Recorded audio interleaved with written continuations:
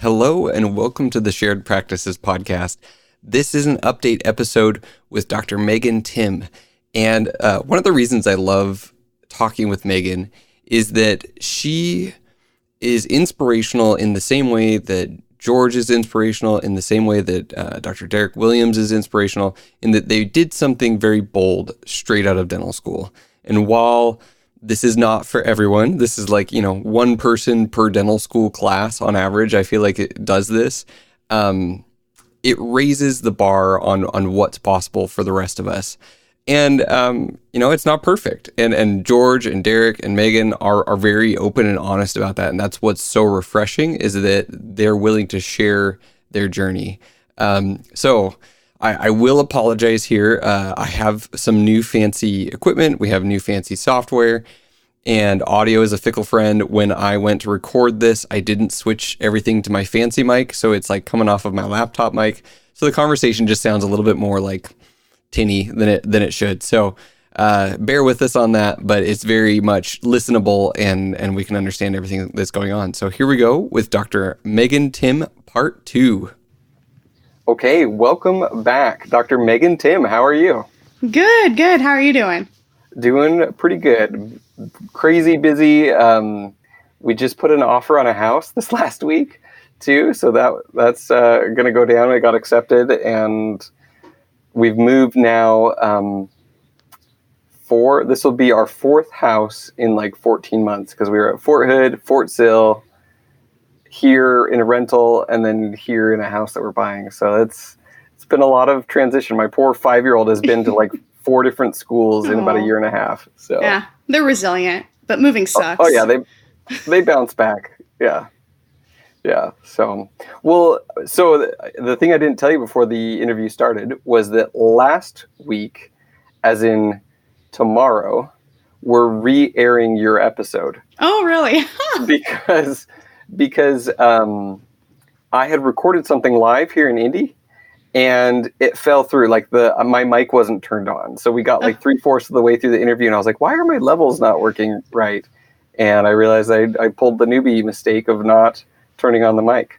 So I was like, "Well, it's been 9 months since we've aired Megan's episode, and we're going to do an update." So people will have just listened to a refresher on the state you were in 9 months ago.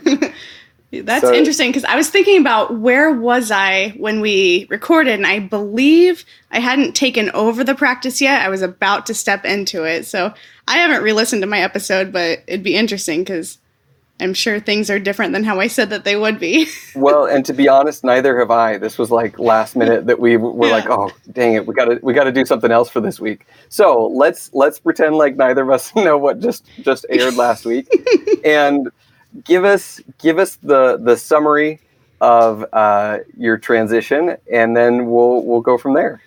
Yeah. Do you kind of want me to give like the whole background story, just in case people didn't listen to the first episode?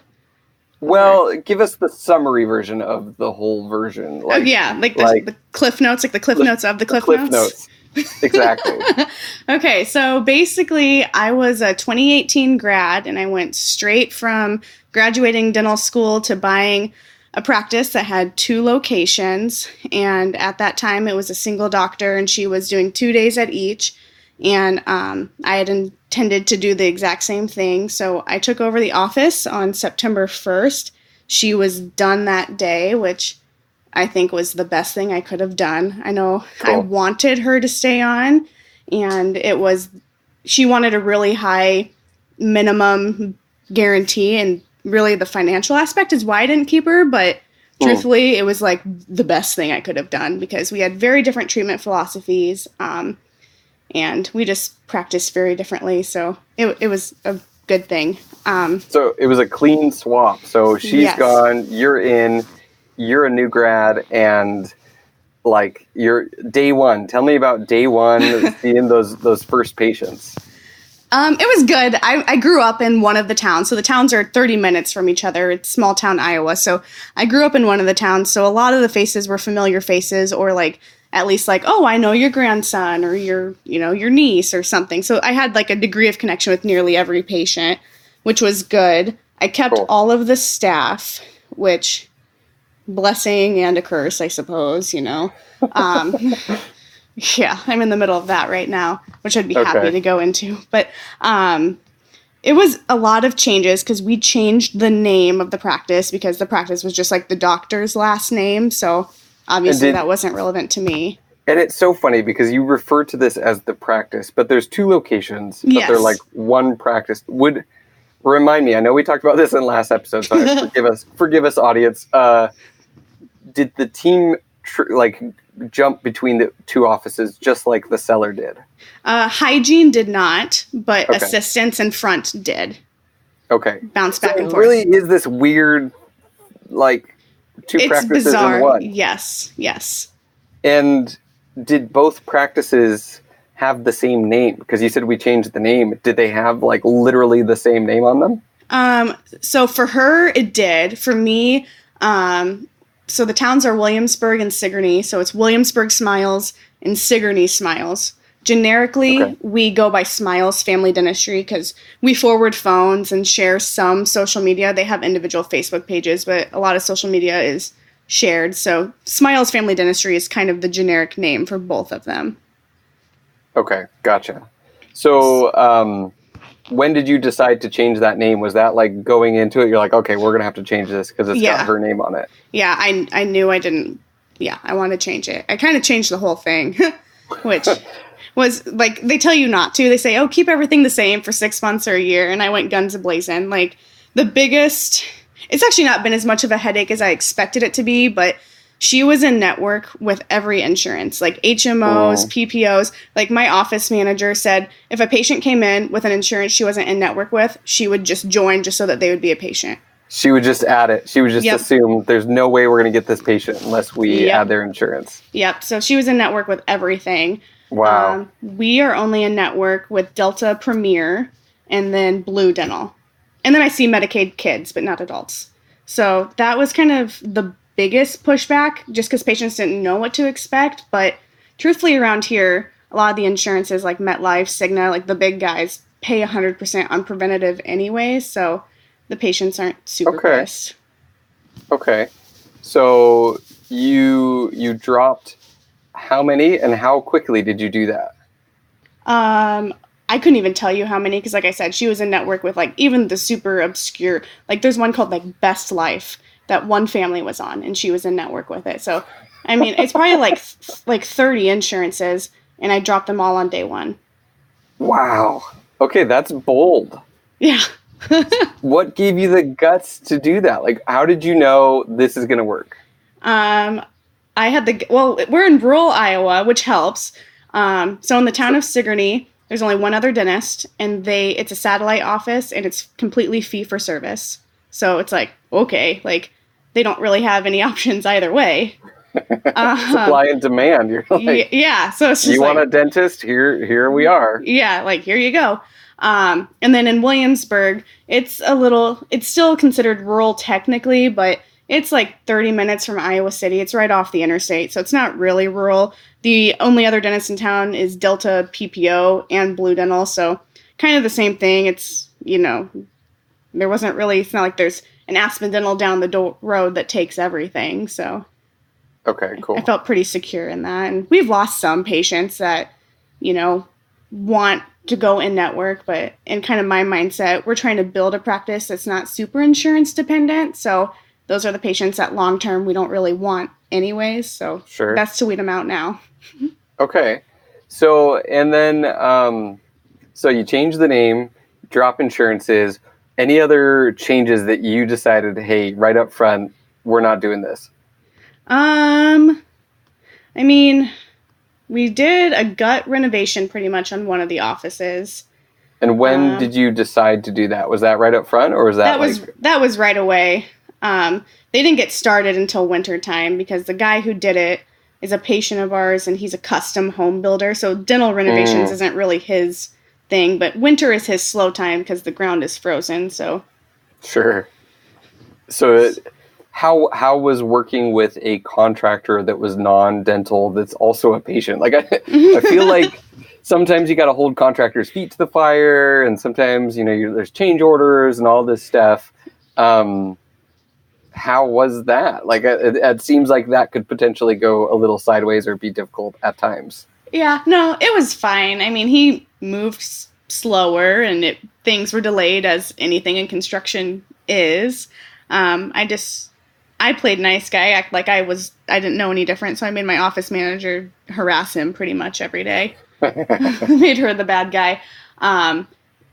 Anything he didn't really know. I mean, because they didn't have a pan. They didn't really have any sort of technology at all in the office. So we had to build like a little alcove for our pan, and he worked closely with our dental reps to get like the proper dimensions and voltage and stuff. So he sought help where he needed it, but it worked out pretty well. And how many ops was this office in square foot? Do you know roughly? Oh Lord. It's 4 ops. It's not very well. The layout's not the best. I don't know how many square feet it is. I mean, that's okay. It's 4 ops, so it's probably not opulent or huge, like size-wise. No. Which you wouldn't want it to be, anyways. So you like new chairs, new everything. Like how did you know? I mean, you just took out over $1 million in loans to buy the practice. Was this baked into the loan working capital? Yep, it was built into the working capital. There's been some stuff that has come up because I have a very bad potty mouth, so. Yeah, well, I was actually reading your post. I was like, I don't know. We're trying to stay keep away from the explicit rating on iTunes. Yeah, so it was a beep show. How about that? It was a beep show that I walked into. just the equipment and the office itself. Yeah, I mean, she didn't want to spend any money, and so she Jimmy rigged everything. And literally for about 2 months, every time I'd walk into the office, something would break between the 2 offices. And I still have, so we're getting new chairs at my other office right now. The custom cabinetry is being built right now, so they're not installed yet. And I have one op that we cannot get water out of my high speed. And the unit is about 50 years old, so no one knows how to fix it. Okay, so it's super old equipment. And then even supplies. So this is one of the things that you mentioned on your post. So yeah. If anyone's not part of our Facebook group is worth joining for Megan's posts alone. So I don't know about that, but you've had some awesome posts recently of just kind of your update of your frustrations, very honest posts, and including your open house, which we'll get to in a minute. So tell us about supplies. Yeah. So supplies, I was naive. I didn't know any different. I mean, I kind of throughout shadowing kind of peeked at things, but I was a stupid dental student. I trusted everyone did things the way that they were supposed to. Well, it all my suspicion started when my mom came in, and she was my first patient. I did a class 5 filling on her, and it was a composite. And when it cured, it was crumbly. It just fell out and was super it's this is just weird. I'm well, maybe it's just, she uses different materials than I use. So we tried it again, and it was okay. I don't know. I haven't seen her back on recall yet. I was going to say, have you checked on that filling since? I have not. But we, one day, me and my office manager stayed after hours, and we looked through everything. And there was, composites that were, not a couple of months expired, months or years expired. And, it's not like they were tucked away. They were, in the treatment rooms. So I'm just oh, my God, what is happening? And, I mean, we even found, Formo that was, dated as expiring in 1988. I wasn't even born then, and they have expired materials just, hanging out. How is that even possible? I have no idea. So, wow. pretty much everything was expired. Old. Yeah. Oh, my goodness.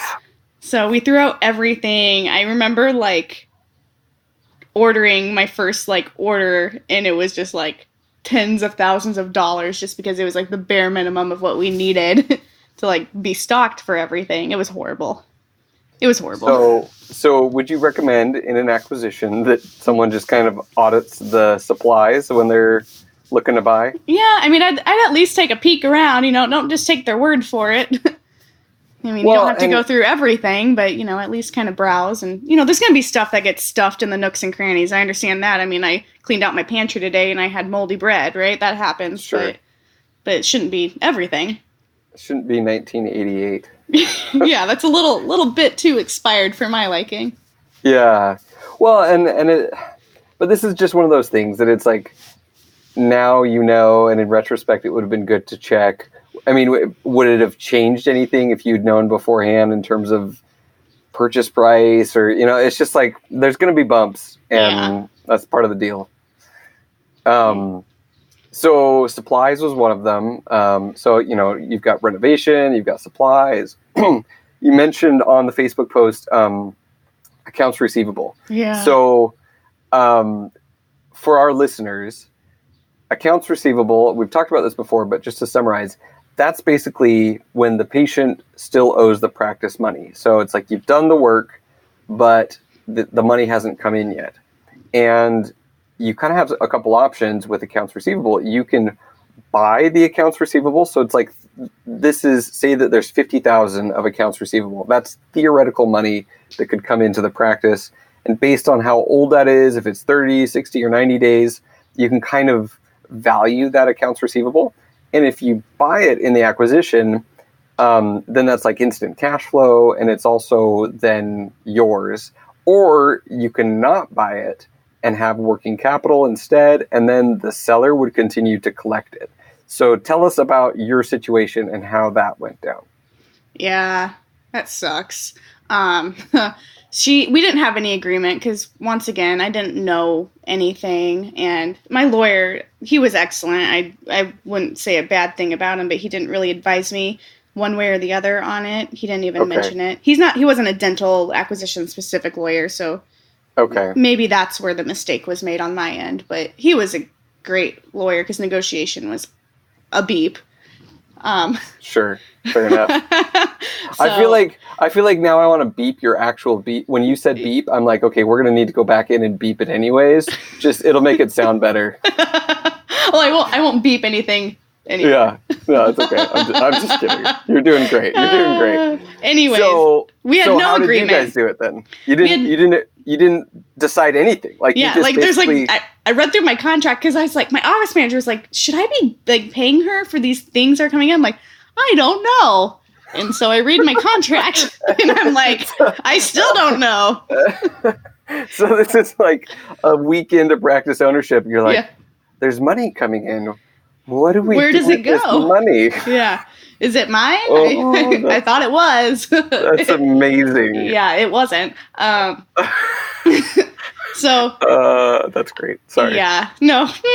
So I wish, not necessarily that we'd have bought AR because she sent a bunch of people to collections right after she left the place. So it probably wasn't quality AR, but didn't look good on me because people think we sent them to collections and we didn't. Yeah. Well, and also like just having control over that reputation management in the transition would also be nice. It's like, you guys never paid me. Screw you. See ya.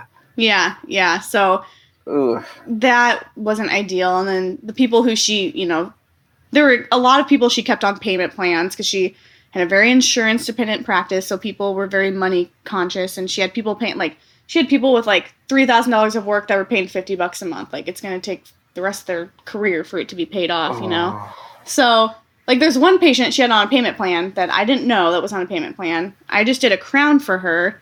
And so she's still making payments, but it's like, well, she owes the former doctor money, but now she owes me money. Who does this money go to? I don't know. So it goes to me.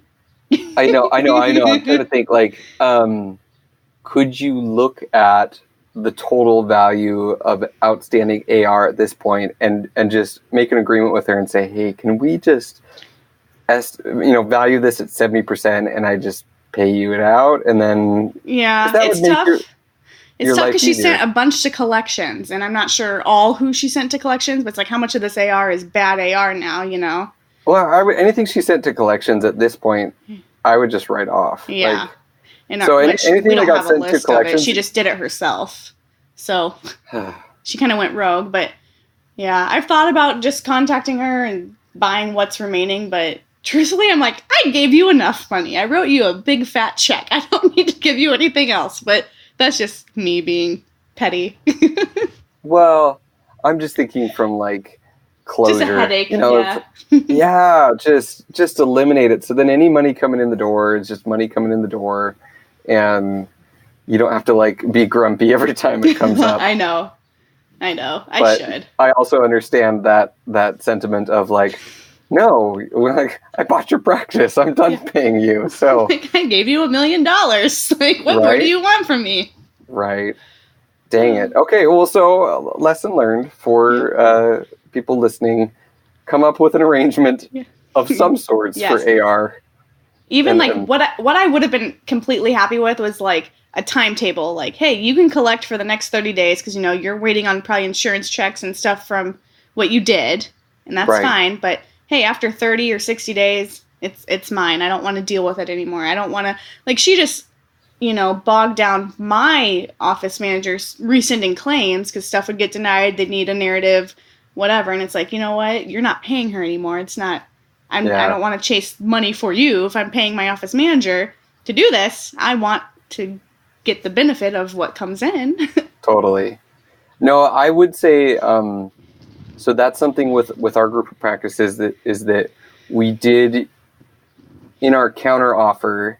I can't talk about price. I can't talk about anything, but I will say that we offered a price buying AR, and I think that is one great negotiating point. That like if something, it's like if you can offer full price, but get them to include the AR, or you buy the AR, that instant cash flow, that clean break, and then they can just walk away and they don't have to like worry about it. It's just, I highly, highly recommend to not have that AR be collectible in their name and they're having to like access your software or get a report from you. And I think the clean break is the way to go where you buy them out. So that would be one recommendation that from my experience, buying the AR worked out great. And it just, even like paying, doctor production pre-transition, that same doctor producing post-production,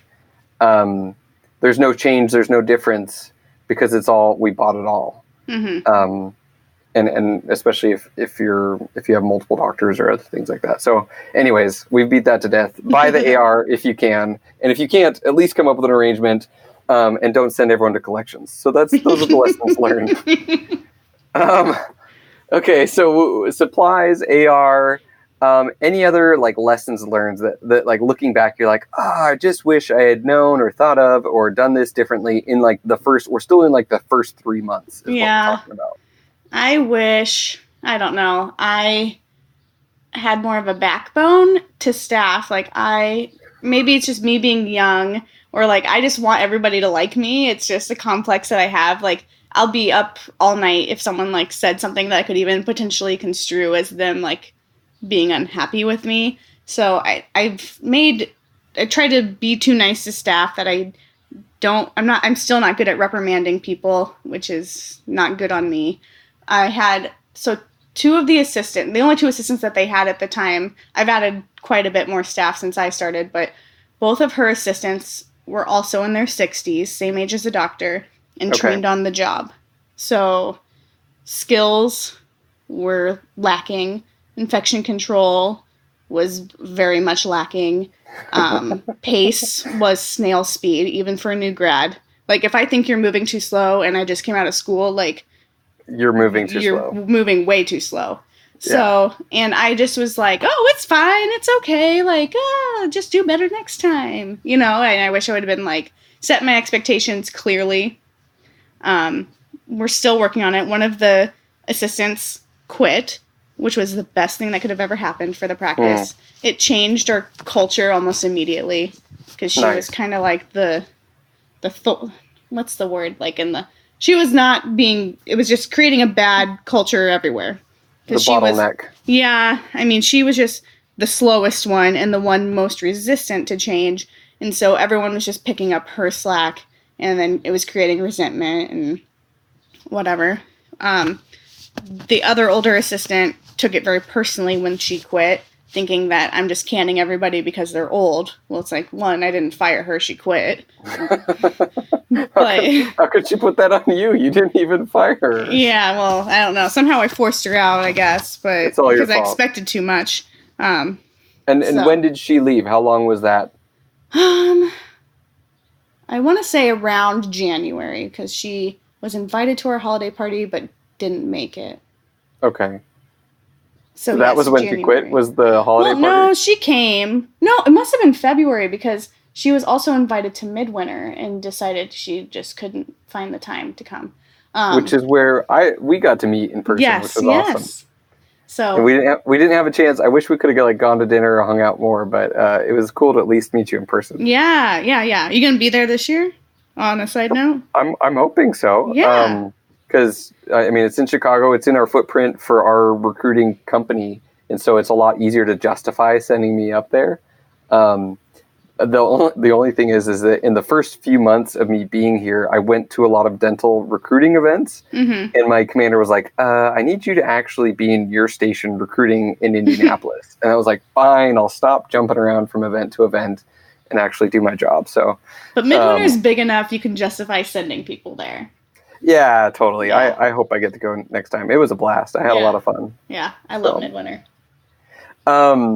Okay, so having a backbone, which is, man, especially as a new grad, and in a transition where you've got experienced team members, it is hard to know how much, I'm going to lay down the law, or it's my way or the highway. I'm the same way. I'm a total pushover. I'm a people pleaser. It bothers me if someone's upset at me.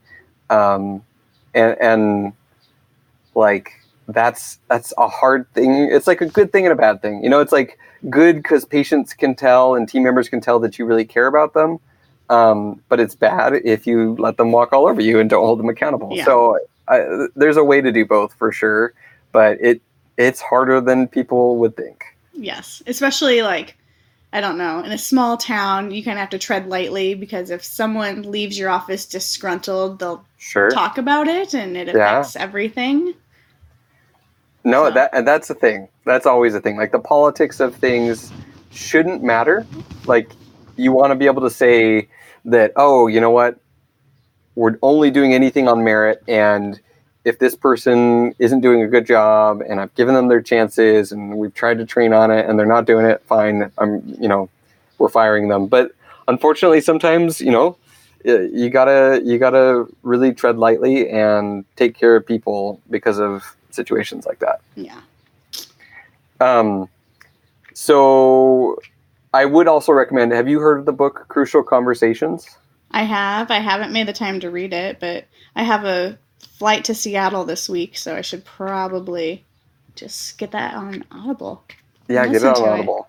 That one is probably the best book about how to confront people and strengthen your relationship in the process.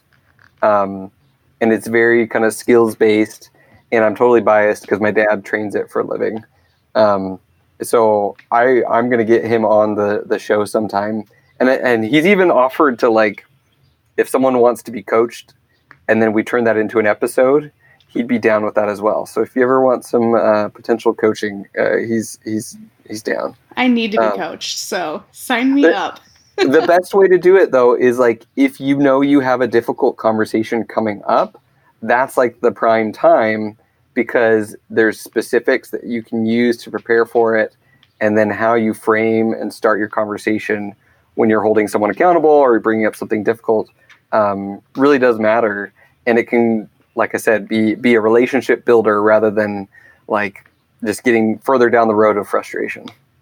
Yes. So. That sits with my heart right now, because we have one of our staff members that we have to have a crucial conversation with. Okay. So well, after the call, we'll talk about it. Yeah. Has anything changed in terms of your plan for the two separate offices? Because I remember we talked about maybe going in the direction of having an associate or having them be kind of separate from each other. What's the status on the marriage/divorce of these offices? Yeah, so it's weird. Legally, they are owned by a parent company, and then they are their own two companies. So they're legally separate but married. They're married but separated, Sure. It's complicated. Not sleeping in the same bed. Yeah. But we did add an associate. She started last week. Cool. So, which has been great. It's been tough because we can't, making the decision, I feel like, oh my gosh, I'm moving so fast. I'm moving 1,000,000 miles an hour. Am I, making a brash decision? But then you step back and you realize, you can't, I'm literally stretched as thin as I can. I can't grow either location. They're both part-time locations. I can't grow it by myself, So. And so I guess what kind of practice growth gave you a green light that maybe, if the practices were doing basically the same, say that you were 9 months out, new grad, you bought these practices, say that you're reproducing exactly what the owner was doing. That's not a bad thing. I mean, that's a huge success as a new grad, but you've grown on top of that. Yeah. So tell us about that growth and how that gave you the confidence to hire someone and bring someone onto the team. Yeah, definitely. So the sellers, their last year did about $750 in collections, and I'm tracking as a solo doc without not even considering our associate who started last week. I was tracking to do just over $1 million. So it's that's a 33% growth, which I thought was That's huge. Pretty good. Yeah, way to go. And so just the numbers kind of reassured me. What also reassured me was, and I'm not sure if I mentioned this in the first episode or not, but it used to be a 2-doctor practice about 6 years ago. I'm not sure if I said that. The one of the doctors had a stroke. They were a husband and wife, and the husband had a stroke. So it forced her to make the offices part-time. So it also reassured me that, only 6 years ago, they were both full-time offices. So if they were able to be sustained then, they hopefully could be sustained the same way again, Sure. I added quite a few services. They didn't have any perio program. And so we've been doing quite a bit of perio treatment. She didn't do any extractions. I'll take out pretty much anything unless it's except an impacted wisdom tooth. Sure. So I don't do endo because I think it's boring, but our associate does it. So cool. And are you going to be splitting the two of you between the two practices, or are you one office and he or she at the other office? Yeah. Right now we're splitting our time 2 and 2. I just think, especially with it being still such a fresh takeover, it's important for the patients to kind of be reassured that I'm still involved. It's not like I'm stepping back and saying, especially it's tough when one is my hometown. So I don't want, it's, like having 2 children. I don't want my second born to feel like it's neglected, The politics. Yeah. So I'm I need to make sure the other, Sigourney knows I love it too. That's awesome. So. Yeah. Well, and it sounds like, especially if your new doc, she does endo, that's a great service to be able to offer in both offices. And so it makes kind of filling her schedule maybe a little bit easier because you can put some things on her schedule that you might have referred out or wouldn't have been on your schedule anyways. So yeah, that's a big deal. Well, let's talk about this growth. So what have you done to market and try and grow these practices? Has it just been procedure-wise, or have you been investing in marketing, and what's worked for you? It's been, I would say, mostly growth by procedures, and I run a busier schedule than the former doctor did. I don't know if it's just she was slowing down or she didn't diagnose as much. I don't know why, but sure. I run a fuller schedule because if you ask my office manager, she would tell you I'm really annoying if I have nothing to do. So she packs my schedule because or else I'm over her shoulder saying did you email this person? Have you gotten this claim back? Why was this pre-op not sent in? So I think she does it on purpose. That's brilliant. Okay, everyone listening, that is a phenomenal strategy. Just be obnoxious to whoever controls the schedule when you're not booked. And naturally, you're going to get more booked. Yes. That's perfect. Yes, so she fills my schedule. We have increased, services. So Like I mentioned, like I do extractions. Our new associate does endo. Also, I took a Botox course, which I was kind of like on the fence. I just mostly wanted it for myself.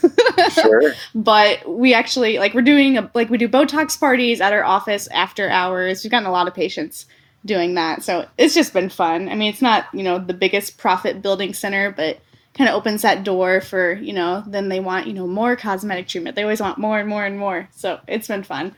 I just want you to know that sounds a little shady, like after hours Botox parties. It does sound shady. I should explain, because my malpractice was like, no Botox parties at people's houses. It's more like it's at our office. It's at our office with our, emergency medical equipment. It's just, you can bring a bunch of girlfriends. You're not worried about who's, like, especially in a small town, like who's lurking in the hallways, like seeing like, oh, what's Mandy getting done in there, So they just feel a little bit more comfortable doing it with their friends. So yes, it's not as sketchy as it sounds. It sounds very sketchy. It does. But it's one of those things. So I've heard this consistently. We looked at that locally, even here, where it's like the cost of it, you can break even, maybe make a little bit of money, especially if you kind of pack it all together and have a crazy Botox party. But it is a practice builder. It is something that if you care about and you're passionate about, then it's fun. So, but would you say that, where was I going with this? Like it's a little bit more than break even plus marketing is like how you have to look at it. Yeah. I mean, it's like I said, it's not a big profitable thing. I mean, I do, like, all my marketing is mostly Facebook and Instagram. Like, occasionally I'll throw $40 at something and boost it, but I don't have a marketing budget, really. Yeah, $40 boosted posts here and there. I love it. That's like, that's a good post. Let's boost it. That's yeah. Well, it's really good. Extent. My staff is pretty, for the most part, a majority of them are really invested in the practice. Like, anytime I post something on our Facebook page, 3 or 4 of them share it to their personal pages. So, like, that gets us the exposure in itself. So, well, especially like a small town. Do your towns have like a public Facebook page for the town or anything like that? We're too small for that. You're too small for that. Brownsburg, where I live, has this page called Brownsburg Chatter, and like a lot of the stuff that goes down, like it is a very active page, including drama, including whining and complaining. And so it's like good and bad. And then there's these Brownsburg Chatter, offshoot subgroups where people are like the other version where the cool people go. But those are often, if they exist, you should start one. That's what you should do. Well, there is one that's called Mom Truth, which is actually has both of the communities of Sigourney and Williamsburg in it. And so it's about 6,000 members of just moms. So one of my staff, usually if people are asking questions about dentists, I don't know. It feels too like braggadocious to do it myself or like obnoxious. To post about yourself. Yeah. But like my staff, like even without prompting, if they see someone be like, oh, I think my 2-year-old has a cavity. What do I do? They will like say, oh, we're so good with kids. Come see Dr. Megan. So cool. They're really good at stuff like that. But yeah, Botox has been, like I said, it was more selfishly just for myself. So it's a nice $4,000 CE so I can get half off Botox. Perfect. But we're also, when I said I'm going to Seattle, I'm taking a sedation course next week in Seattle, which was kind of, in itself, but it's in preparation. I'm taking Implant Pathways, the fast track in January. And I already have like 8 patients on my schedule for implants, like after the new year, which is like insane to me. Wow. They just don't want to travel, so they're willing to book out till then. That's amazing. Well, that's the way to do it, because then, I mean, the CE becomes much more meaningful because you're doing it when you get home on your own patients. So that's pretty much the smartest way to do it. So you've been pretty aggressive with your CE schedule. You've been aggressive with remodeling, with reinvesting into the practice. Do you feel, for anyone who is worried about the craziness of buying a practice straight out of school or buying a practice early on when you have student loans, do you feel like despite all of that reinvesting in the practice and the note on the practice, things are going well financially for you? Yeah, I think so. I mean, I'm not making, a ton of money, but I'm able to make a comfortable living. I'm able, I have a decent amount of money in our practice bank account. So it's not like I fret day to day if I can make payroll or, Sure. I feel pretty comfortable in our financial situation. So I would, truthfully, I hate this phrase, but I say it all the time just to justify my actions, but you have to spend money to make money, which, it's not always true, but it's if you buy that practice that's super dated, which can more often than not be a diamond in the rough and, grow to something great, but you have to have a lot of upfront costs, especially if the equipment and the supplies are older. You have to plan for things to be updated maybe sooner than you wish they would have, just because there's not parts for them. They're breaking down so often that, you call Patterson every week for a repair. It's, eventually adds up that you'd rather just replace it and have something reliable. So, it's been a big upfront cost. I've spent more than I thought I would. We bought a pan. So neither office had a pan before. We bought a pan, and we just have it at one office. And I bought it thinking, I won't need a CBCT. That's just, I don't need that. And then I'm about to buy a CBCT. Wow. So, it's crazy. If I think about it, I make myself sick. But, how can I place implants without it at the same time? Or, facilitate Dr. Brittany doing her endo, Right. No, totally. No, and that's impressive that you have the foresight. I really liked it in your post. You kind of, we're looking at the long-term picture of what you're building this to be. You're in growth mode. You still haven't gotten used to, if you just don't pay yourself a whole bunch of money at first, then you don't miss it when you reinvest that money. So it's like an ideal time to just put that growth mode hat on and turn this into the set of practices that you want for the future, rather than kind of keeping things at the status quo, but not growing and not reinvesting. It absolutely makes sense. I will say, so you posted a pretty legit open house the other week. Yes. Tell us about this open house. Was that because you had Dr. Brittany coming on, or was that for something else? What was the idea there? Our renovations and Dr. Brittany both came, renovations finished, and Dr. Brittany came on the same week. So it was perfect just to kind of here's what the new office looks like. Notice how it doesn't look like a dungeon anymore. And then meet Dr. Brittany. So we really did kind of minimal. I did not know. We planned it last minute. So I posted flyers all throughout town. It's kind of funny, and probably no one thinks it's funny except for me, but I used a dental lab that's literally a block from me, on the square in Williamsburg. It's a small local lab. He does awesome stuff. Shout out Mike at Williamsburg Dental Lab. Nice. You can edit that out if you have to. But yeah, no, we will leave that in there. That shout out was well earned. So there's a couple other dentists in town that him and I both butt heads with. So we plastered about 40 flyers in the window of his lab and on the square that people just pass by. So it was just a wall of flyers. And then we just posted them throughout town. So I thought you were going to say in the window of the other dentist's office. Oh my gosh, that would have been amazing. That's aggressive. That would have been amazing, but I'm not bold enough for that. Not that aggressive. Yet. But we just posted flyers all throughout town.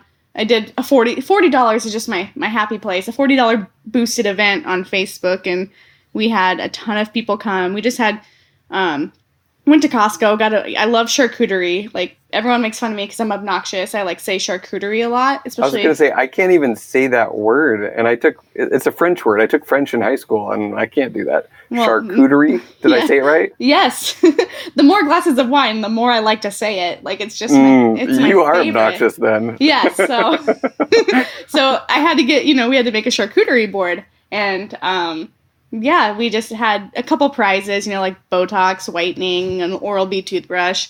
Nothing extremely exciting, but we also had a new patient special that anyone who signed up that day, as a new patient, the day of their appointment after they completed it, they either get an Opalescence Go pack or an Oral-B toothbrush, which, it's a little bit of a cost, but it's really not super expensive on my end, especially if you acquire a quality new patient. It's peanuts. So Sure. when I posted that, I had said we had 22 new patients. We went back through, we had about 31 sign up at that event. That's awesome. So now you just need to do these events like once every other month, and Obviously, and then we'll be fine. Right? Yeah. Screw the other marketing budget. $40 on Facebook, ads all over town, or flyers all over town, and some and cheese. Charcuterie. It's fine. Yeah. You also had like a little putt-putt thing. We did. What was that? So it's kind of funny. So this open house is in the Williamsburg location. In Sigourney, the 4th of July was their 175th anniversary, like the town anniversary. And we, like us small towns, we celebrate those things. So part of that, there was like a putt-putt fundraiser where there was about 10 businesses, and it was, some businesses just did like a little like gallon bucket on its side, and you put a hole into it, or something, excessive like ours. So we had a putt-putt that was just like a mouth that went onto a dummy board, and so we had it for that event. And we're like, well, shoot, like, let's just bring it next week as our open house. Like, let's take it there. So it was fun. A lot of the kids liked it. It's apparently a very tough hole, so. Hey, there you go. You gotta make it a challenge, make it fun. So, well, that's awesome. It sounds like overall it's been, what stress level wise, how stressed have you been this last 9 months compared to what you thought it would be? Is it way worse, way better, or right about what you thought it was going to be? It's about where I thought it was. I mean, it depends on the day. I mean, staffing, there's always a headache to be had, and some of them are bigger than others, but we've done better than I expected. I was going to be happy if I could keep my production or my collections about the level of what they had, because to me that was like, hey, at least we're staying the same. So I'm elated to have anything more than that. So it's been good. That's awesome. Well, you've been an inspiration from day one, from your first episode to now, and it's just you're very much kind of a real life, like, this is what it is, and sharing the details. We really appreciate you talking about all this stuff, and we've had a lot of people. I actually had you on one of my slides earlier this week. Oh, did you? I did. You were up there. It was Derek Williams, George Hariri, and you, all as examples of new grads who bought straight out of dental school. And so I really think you've inspired people. I think you've been another example of, this is possible, this is repeatable, this isn't sheer insanity. It's a little bit of insanity, but in a healthy dose. And if you have this as a goal, it's absolutely doable. And a year later, 9 months later, it's working, and it's working well, and it's growing, and it's exciting, and you're doing great things with it. It's not a crash and burn type situation. So congrats. Well, thanks. I know. I'm glad I can pay my bills every month. So that's the little things. Yes. Well, thank you so much for coming back on the show. Thank you for your posts. We're going to have to do another kind of like a full 2 years. So we've got you at, 9 months out. We'll get you in another 15 months here. And hopefully, like, maybe at midwinter next February, we can meet up and do something in person. I think that would be fun. That would be fun. Hopefully I'll just be crushing it and talking about how awesome everything is. So You will be. You are. That's what you're talking about now. So you're going to be talking about it again next time. Yeah. So I'll have no more, because, I will be, what's that? The crucial conversation. I'll be having crucial conversations. I'm going to have a backbone. My staffing, I'm going to have like no headaches. It's going to be amazing. Yeah, I don't know if we can overpromise that. You know what? You have to just have good aspirations, and they will come, right? Yes, your life will be perfect in a year. That's a reasonable expectation. Absolutely perfection. Excellent. Well, perfect. Thank you so much for coming on the show. We will talk with you next time. Thank you. Take care. We'll see you. Okay, I loved her honesty and her willingness to kind of share just everything that's going on, and even kind of some of her faults as a leader. Like, I think a lot of us are that same way. I am that same way. I'm a people pleaser. I hate, making people feel bad, and holding people accountable is hard. And so that's something that I really want to explore more in this next season. We're playing around with some ideas of how we're going to do things. We definitely know that we're going to do a new show coming up here soon called Practice Underwater. and George and Matt are doing this show together, and it's going to be a lot of fun. So they're going to launch Practice Underwater, and I'm going to take a break while we move. We just bought a house, and so we're going to be moving over the next month and a half. And then after that, we're going to play with some ideas on how we're going to do that. We might switch to a multiple episode per week format, where we've got Practice Underwater on one day, and then, the main shared practices on another day. And I'm even thinking of like a third day of the week, we highlight some of the classic episodes or transition stuff, because we realize that at our heart, like season 2 and the hardcore acquiring and starting a dental practice is where the heart of our show lies. And the further we get from that, I think it's harder for that audience who's into that to kind of hang on to the show. So tossing around that idea, let us know what you think on the Facebook page. Join our Facebook group if you want to hear more from Dr. Megan Timm and see her posts. There's plenty on there. So we will talk with you guys next week on the Shared Practices podcast.